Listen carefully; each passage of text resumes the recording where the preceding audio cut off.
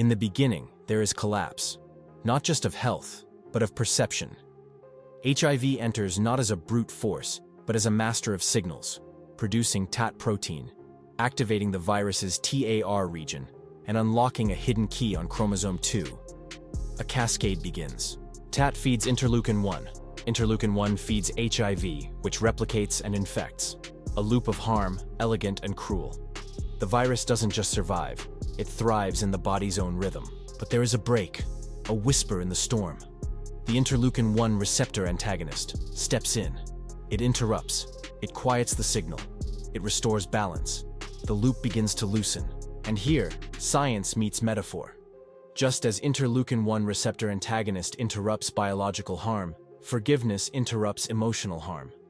Both are acts of reframing. Both are acts of healing.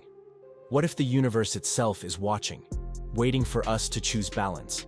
Day of Forgiveness, and its sequel, An Abundance of Caution. What cycles in your life might forgiveness interrupt?